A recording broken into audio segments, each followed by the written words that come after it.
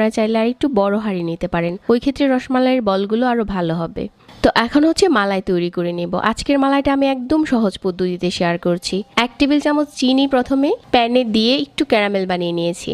তারপর এখানে 2 cup liquid milk নিয়ে নিচ্ছি, আর 2 টেবিল চামচ দিয়ে দিচ্ছি পাউডার মিল্ক, 2 টেবিল চামচ দিয়ে দিচ্ছি কনডেন্স মিল্ক। এখানে আমি এক্সট্রা কোনো চিনি দিচ্ছি না। যদি রসমালাইটা আরও বেশি মিষ্টি করতে চান একটু চিনি অ্যাড করতে পারেন। আমার কাছে মনে হয় কনডেন্স মিল্কের মিষ্টিটাই ঠিক আছে।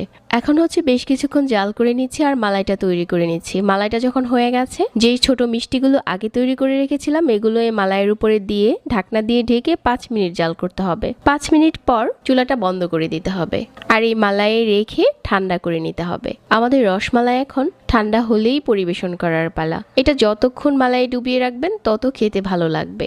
যখন কিছুটা ঠান্ডা হয়ে গেছে তখনই হচ্ছে আমি মিষ্টিটা আপনাদের সাথে ডেলি শেয়ার করছি। যদি এটা আমরা নর্মাল ফ্রিজে রেখে দিই তাহলে আরো একটু ঘন হয়ে যাবে।